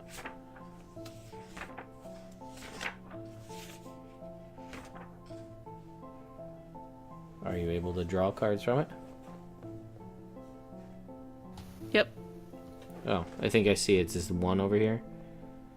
Mm-hmm. I'm gonna steal it from you, because that's a thing I guess I can do. Maybe, if you let me. So let's see. I'll let you. Okay. That is... Looks like a night dude. It does look like a knight dude. Let's see. Is there a knight dude? Oh man, I really wish I'd thought these through so I could tell what they were. Why did I do this? Can I open the whole deck? Magic items. I know, I don't know why. I thought I would do this to, like, you know. See. Oh, I did put a thing in there. Got it. Okay, I was right. So it is... You see a pretty badass looking knight and his 4 guards appear in illusory form at the back of the caravan. So there you go. Okay, I'm going to make them basically look like they're patrolling, so they can only walk 30 feet away from their card. Okay. So just kind of walk back and forth on like a 60-foot path. Yeah, they will. So it looks like we have more people watching the caravan. You, yeah, and it's weird for you because, like, you know they're an illusion, so you can see through them. but like you still also see them. Like a weird thing to witness. But yeah, your shift goes by nearly uneventfully. As you hear in the last 10 minutes of your shift, just slurping. Just the sound of slurping. Like somebody being either apparently obnoxious or eating ramen noodles the right way, depending on who you ask, I guess. Just that sound of ramen noodles being eaten and slurped for like 10 minutes straight. And then the sun rises. See anybody eating anything? No, it's like off about 60 feet off the side of the caravan into the on like the other side where like most of the stuff's been happening. On the other side, just a constant slurping sound. And then it ends after 10 minutes of non-stop slurping. That's really concerning. And then it's time to wake everybody up to keep on going. Okay. So, I you guys... pick up the card. Okay. I don't know if it's spent or not. I thought you could pick them up. I was just on the page. Oh, it says the image on its card disappears and that card can't be used again. So you have a blank card now. Can add it That's fine. to the back of the deck. So that happens.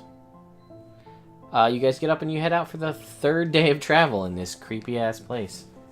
Della, do you tell anybody about your slurping sounds? Yeah, I'll let everybody know. You're aware. I thought it was odd that that it was just off in like the. You're lucky you could have been splinter-holed. Well, I didn't wander off because you told me not to. Yeah, there are a lot of things I wish I could tell you. But like in the past, like last night.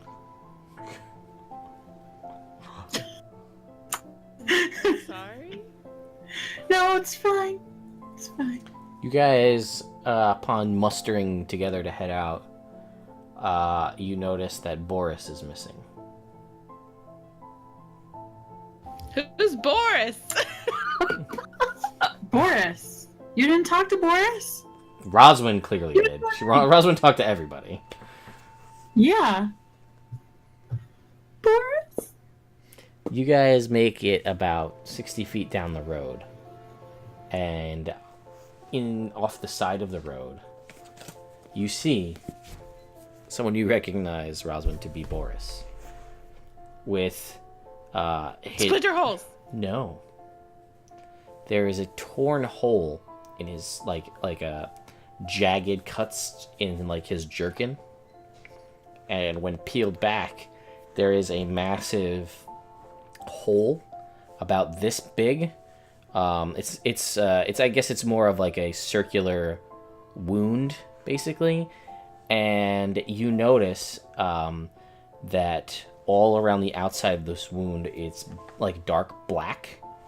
And basically, he has been drained of his blood through this wound. Nothing makes sense anymore. Roswell, make me a nature check. You notice that it seems strange, but this wound, as a druid and a woodsy person and a lover of creatures, this seems like it's made by a leech. That is a big butt leash. Leech. Yeah, that's alright. It startled the whores as well. I couldn't have taken the horse. Why did I have to take Boris? Oh my god. And maybe this is like a slasher, like a Friday the 13th movie, and like, you know, or one of those situations. So it's like the reverse of that. When is Buster Rhymes coming? Yes, to beat up Michael Myers, the Leech. That whole roundhouse kicked everybody to the face. Trick or treat, motherfucker. That's all I can think of anymore. Okay. I'm gonna push up my glasses that don't exist and be like, this appears to have been made by, like, a leech, but, like, a big one, as you can see. Yeah, the By the wound wound. is... yeah, it's like yay big. On slightly larger than arc reactor size, pulling all of the blood. Like, and he is like a little sallow. The rest of his body is like the features are a little bit gaunt, and it seems like there's like the pool of black blood around the wound, as if, you know, pulled out, but the stuff that wasn't finished being drank is just kind of pooled around it. So I'm guessing this is probably the slurping.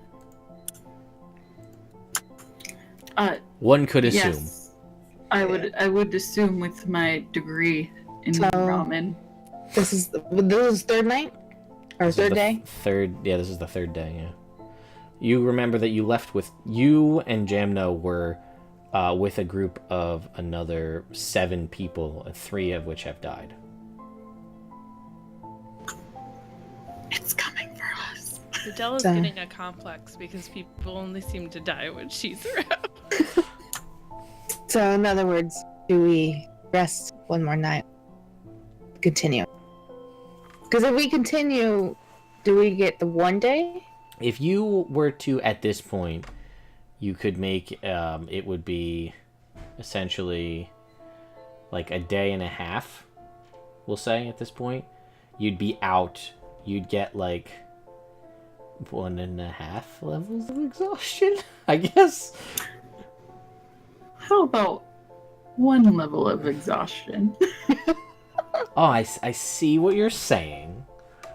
And I haven't figured out what a half... Odella, persuade him. I haven't figured out what a half level of exhaustion would be. So a minimum... We'll say a minimum of 1 level. How about that? Guidance. I can't persuade the DM. This isn't the 24-hour stream where, like, stupid shit like that can fly. But she got a 27. Plus 2. Yeah, that's real good. It's So- almost enough to persuade Odella that she doesn't have a complex about people dying on her watch. But it doesn't work. I mean, if we get out of the forest and rest. Yeah, we could do I that. think we should just get out of here. Yes. Yeah. I don't want anyone else to get slurped. Agreed.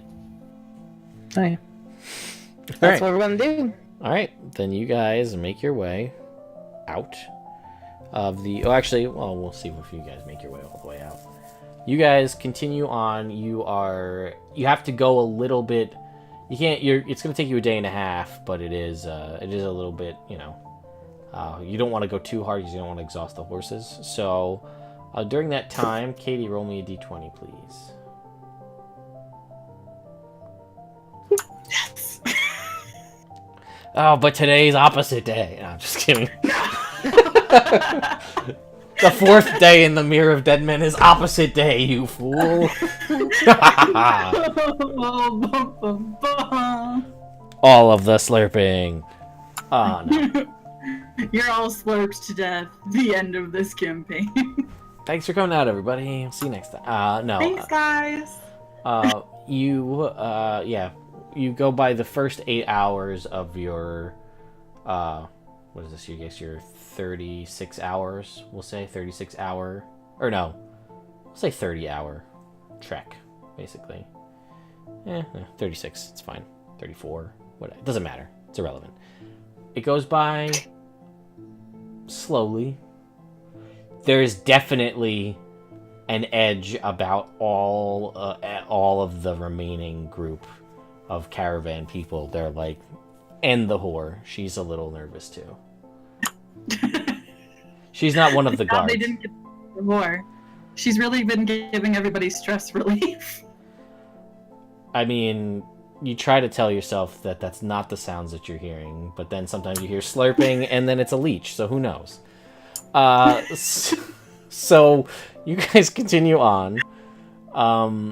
and it is getting closer to sunset. So I guess I will now have Della roll me a d20.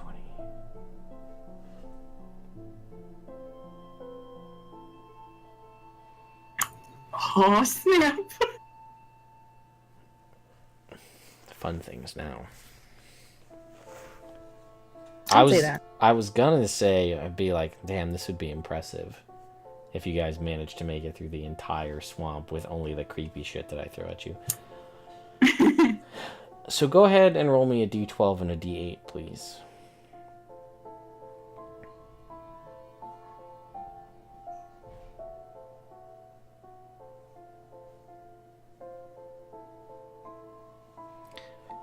I'm appalled at the lowness of these rolls. Makes my heart hurt. You guys are jerks. That's all I have to say to you guys. Bitch dumb under 14 rolls. So, yeah, you continue on into the dusk. Yeah. You do hear a wolf howl pierce through the darkness as the sun has begun to set, and you do notice that, as you saw as the dragon silhouette flew away, that it is a full moon on this evening. And the one howl peels out, and you hear another echo from the opposite side of the road, another one, and this is kind of more of like the continual yipping howl, so it's not just one deep one, it's like, and as the final howl begins to go, you hear, and you hear the, like, something seemingly end the life of whatever was howling relatively quickly. I'm shaking in my boots. That covers 16 hours of your trip. Mir, make me a d20 roll, please.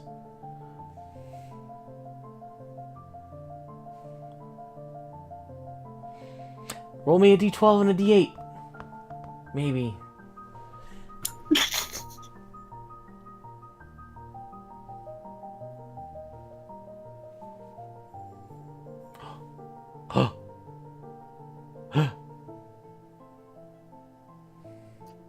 Total party kill. So nothing happens for the next 8 hours.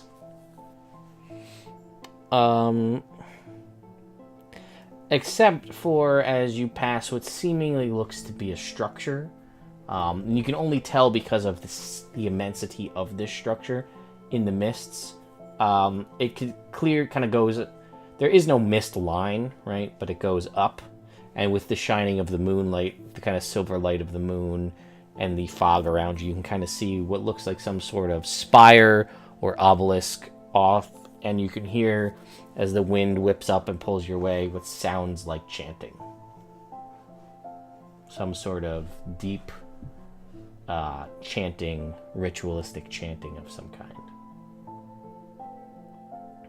Can you hear what they're saying? It's pretty muted, but you can make a perception check. Anybody that wants to try to decipher the chants. See if you can pick out any words. Oh.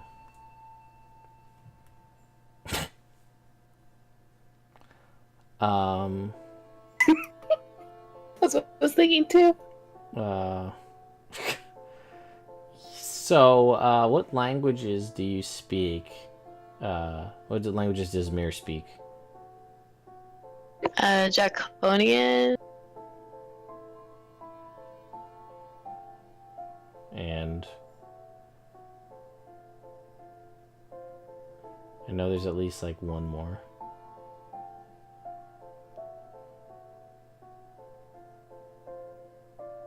Maybe. Sign language. Thieves can't. I know that one. Maybe I can just find it while we're looking. What about you, Lux? What was the languages? What languages do you speak? Draconic, dwarfish, elfish, there's a lot of ish in common. Gotcha.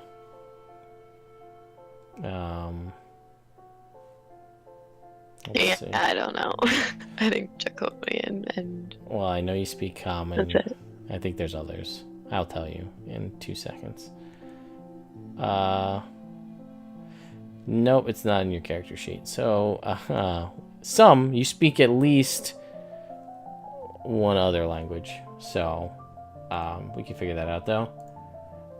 Yeah, nobody recognizes the language that's being chanted, what the chanting is in.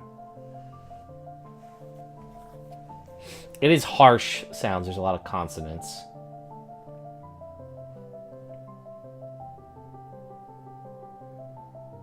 So, you guys continue past the chanting. It's a ways off, but where do you go investigate? Yep, we're going. All right. So, Get the F out of here. all right. This is the last 8 hours of your journey. You guys all have 1 level exhaustion, so you have disadvantage on all ability checks at this point. You've been up for 24 hours straight. Lux, carry me. And I need Lux to make me a d20 roll, please. Okay.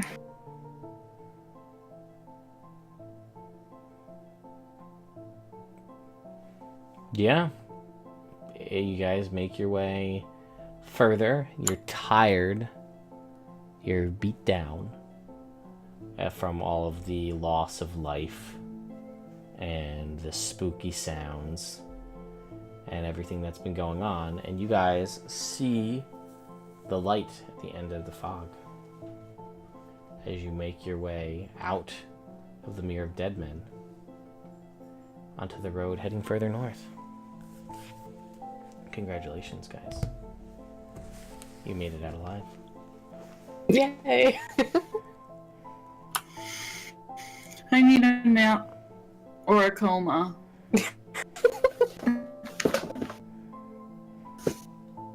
Well, you can find a spot just a little further away from here. Okay. I carry her over my shoulder. I Okay. fall asleep. Yeah, you guys and the rest of the caravan that's around decide that, yeah, we should let's put some distance between us. It's unnerving to just be this close to whatever the hell is in there. And you guys are able to bed down and still take shifts, but everybody's just so exhausted that things go by uneventfully. And you awake the next morning. I guess this would be the dawning of the 9th day. Does that sound right? Total from when you left, because it took you a few days to get there. Oh, Does God. time even matter anymore? I mean, it does. Oh, jeez. Is this Rosin what we get for the rest of the game? Just, yeah. Just Morose. emo Roswin. Where's the black hair dye? I know I have more left over. She decides to let some of the pink come through in, like, strips so she can, like, or get the bangs to be pink. Keeps the rest black. She finds a studded I leather love belt that. from somewhere. I burn a twig and then use the ashes to give myself too much eyeliner. Yeah, she's got raccoon eye going on. She takes all of the belts off of the harness from her wings and just puts them all on. She found it doesn't make any sense where all this comes. There's all of a sudden black nail polish. What's happening? Oh. Ironic band Okay. tunic. Like, I don't know, it's weird. Did we bring our horses with us, or did we take different horses? What happened to my horse? I don't remember. Oh man. Well, if Poppy is here, I give her knowing glances. And I'm like, later, could you read me some poetry? Yeah, I don't recall. Did you guys drop the horses off? I mean, if we needed horses anyways, we would have taken the same horses, I assume. Yeah, because you took them north with the caravan, so... Yeah, Yeah. I thought we had horses. Yeah, sure, why not? Poppy, hold my snake rabbit. You know, I mean, are you casting Speak with Animals, or are you just saying that? Because this might be a No, little... I'm just saying things. Might, to her. might be a little weird. I don't know how horses feel about rabbits. No, I'm kidding. Moving on. So you guys rest up, and you are able to get your hit points back, which you didn't lose any. You're lucky. And also lose your level of exhaustion. So, Yay! I don't see why everybody said that was so bad. We only lost 3 people. It's less than last time. They weren't even core characters. they could have been. You don't know Boris's story. Boris had a wife and kids in Waterdeep. Joe seemed Like real 10 boring, kids. is all I'm saying. Yeah. I legit cannot believe we got through that without fighting anything. You've uncovered my You plot to keep you can't level tell us 5 what they were. forever. I know. No, because you might have to come back through here one day. No. And you might find out. I mean, I'll tell you that it was bullywugs were the frog people. Yeah, I knew those were. I kind of wish that we'd fought the werewolf. That was a werewolf? I assume you mentioned werewolves in the beginning, and then there was a wolf, and there was a full moon. And I was like, I'm so ready with Moonbeam, it's not even funny. What was the thing in the chain? That's what I want to know. Maybe you'll find out. Later, but I'm not telling you now. And I can't tell you about splinter holes, which is now officially the name of that creature. It's like Slender Man Yeah, basically. of D&D, Splinter Hole. Splinter holes. That's also a good band name. You're welcome, Internet. You can have that one. That one's on the house. So, close this monster manual. That was a waste of a time bringing that over here. So, It was perfect. yeah, that's fine. You guys don't get the experience, so it's that. Yeah, it all evens out in the end, which is fine. You didn't really need it at this point, so. Mm-hmm. Time to add Splinter Hole to the quotes. Yeah, you can go ahead and do that. So, you guys basically come, you make your way to the end of this road, and you actually come to a roadhouse. And Roadhouse. yes. You make your now that you guys listen, when I played this the very first time, we had somebody who had a whip crack like sounding app on his phone that was a soundboard that all it did was a whip crack, and the entirety of this encounter, that's all we had. It was the DM would say Roadhouse, and then somebody else, like 2 or 3 other people would be like Roadhouse, and then we'd have the whip crack every time. It totally got really old after a while. But anyway, so you guys have made, this is about, this house is about halfway between Waterdeep and Neverwinter, as far as distance goes. And yeah, it seems to be, like some sort of a supply depot, basically. So, this seems to be where this caravan is ending, here. At this supply, at this roadhouse. So, and again... There's supply store inside the roadhouse? No, this is... Well, you knew that, you kind of found out that these guys were coming up to rebuild the road. Like there was a eruption of a volcano recently, not that long ago, and it caused a lot of damage to the road. So These supplies were supposedly coming up this way to help people and supplies to help relieve the kind of like the carpenters and the kind of the workers, and this seems to be like the stopping point along the way, basically. Okay. So I think, do I have the thing? Did I do the thing? I did the thing. So let's see here. If I can get this to load. See if that works. I think we actually have a new map for you guys.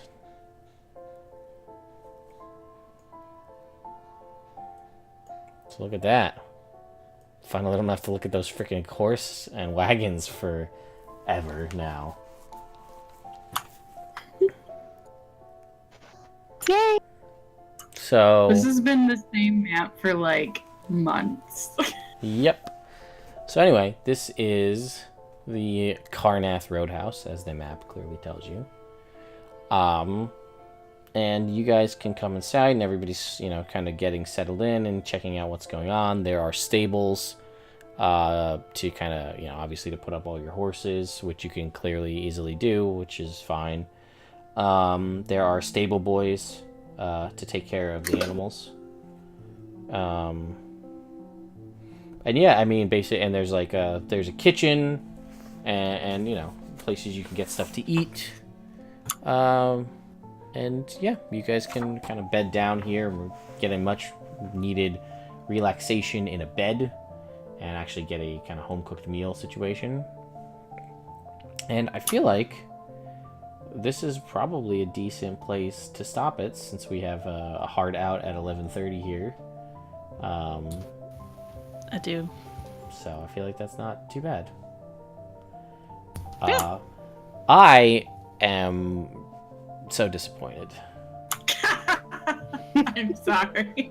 I wanted to fight like Me one, too. at least one thing. I want Yeah. combat! Listen, I We run back into the fight. I did what I wanted to do. I did some spooky things. I had some stuff. It's Halloween-ish, you know. It was perfect. I was creeped out. I had spooky stuff happen, which was cool. That was part of the plan. Some of the stuff was just gonna. I mean, if I really wanted you to fight things, I wouldn't have had it determined by a roll. I would have just put something in there. But I had a couple of different options, and I kind of like just doing spooky ambient things to like mess with you guys. And then, you know, the trinkets. I tell you, for the stupidest thing that does literally nothing to the game, I get so much enjoyment out of these trinkets. And when we got to see Odella just unleash Roswin's problem back onto the world. It was an accident. That was beautiful. I mean, I was really waiting to see how many other weird, like, living creatures could have been contained in that chest. It was just one. Just the bunny. But, I was waiting to be like, oh, look, there's love another that fucking box bunny. of chickens. Like... We already have Yeah, I know. You have... By the way, I should have said that your chickens had been, like, squawking the entire time, like, freaking the fuck out. Your backpack cage of 4 chickens, or whatever it is. Yeah. Stealth was not actually Very possible the stealth. entire time. No. And they hear all the sounds in the night and things of that nature. They have 6 levels of exhaustion. They just dead. They're my alarms.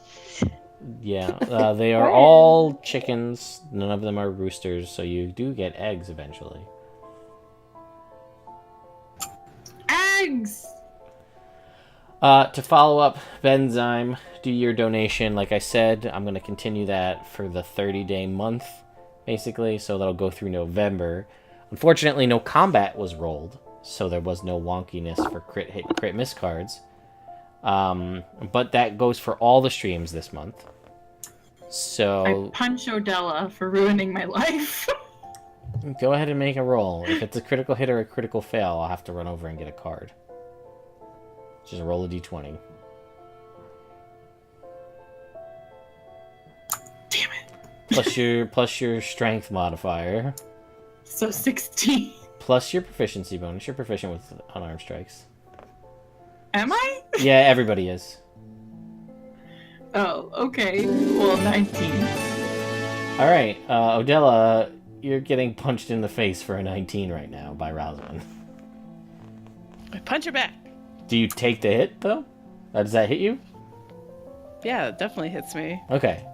Rosalind, you deal 1 plus your strength modifier in damage. No damage. No perceptible damage is dealt to you, Odella, as she clocks you in the jaw. See, this is what happens when we don't have monsters to fight. Yep. I mean, who can be a more dangerous monster than the players to themselves?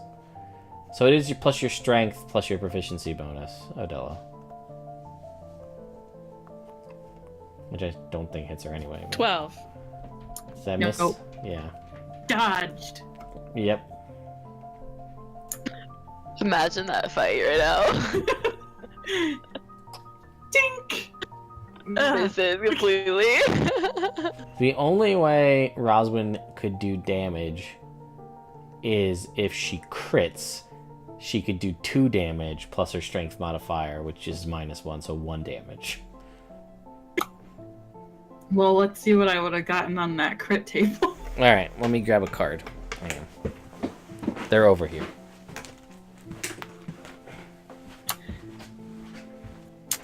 Welcome, Perry JH5.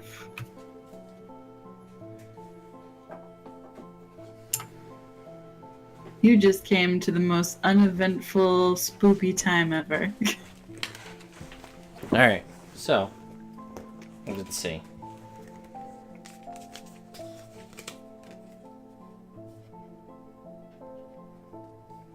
Oh. Triple damage instead of double, and the target must make a DC Constitution saving throw or, on a failed, be knocked prone. Haha! Something that didn't happen. I fucking saved. So you would have taken 2 damage. Take that! Like, it's like slightly, like a bee sting hurts, like, about the same, maybe a little bit less. But, you know, look out for that What Rosalind. the Wow, you just. Okay. So, that would be, for you, a gut punch. You hit her right in the gut and do double damage. So wait, This isn't the first time I've thrown up this session. What's the roll? Dude, get- No, it would be, it's on, basically, I have a deck of cards here. Uh-huh. I have 3 decks. A deck for critical hits for the DM, a deck for critical hits for the players, and a deck for critical misses for either one of us.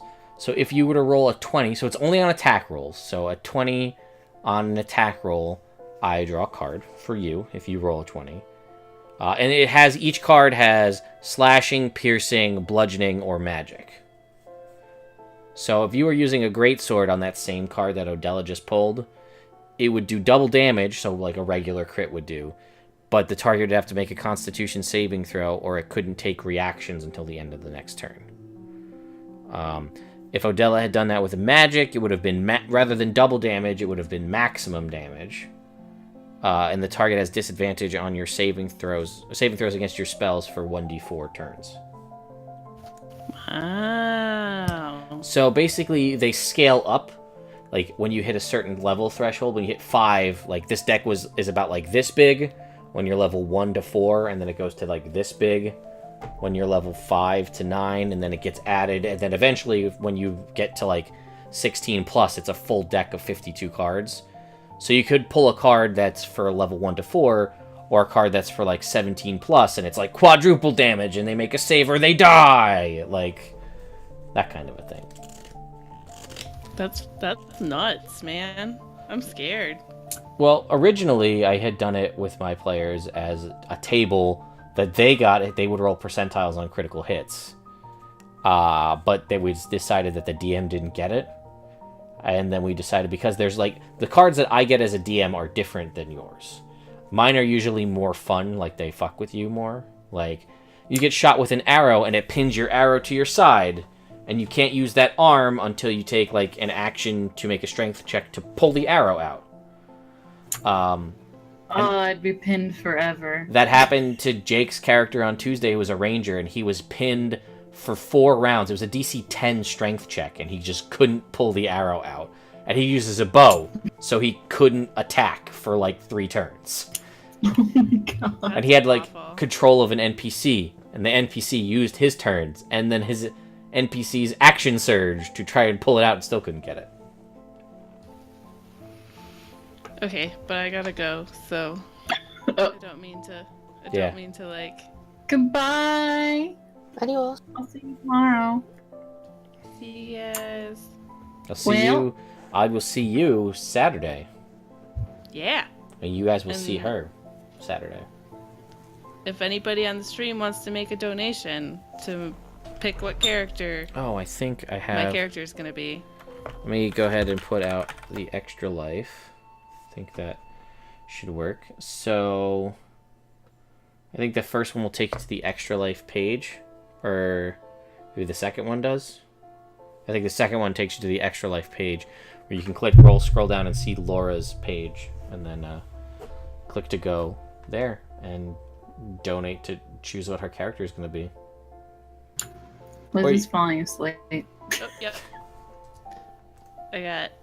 You Yeah. can pick name, class, race. Yeah, I've been in class since like 6 a.m.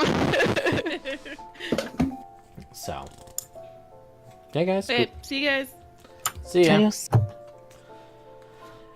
Well, I'm gonna shut down some of this stuff because my computer's been like chugging tonight. I don't know what the hell's going on. But anyway, we're pretty much done for the night, guys. So we appreciate you guys all coming out.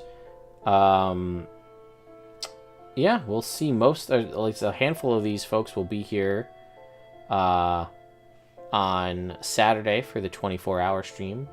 Raise money for some kids in need, play a wonky D&D game that gets real weird. Yeah, and then I'll be back here tomorrow doing something. I haven't really determined what it's going to be for Halloween here on the channel. And then Wednesdays, it builds character. And then next Monday, these guys are off, but the Prince of the Apocalypse crew is back. So we shall see what happens over there. Yeah. Anyway, Internet, thank you for coming and checking it out. We finally made it. We're done with caravans. Yay. Yay! I never want to see a caravan ever again. Yeah. So, anyway, guys, hope you enjoyed it, and we will catch you in 2 weeks from now. Bye, guys. Happy Halloween. Bye.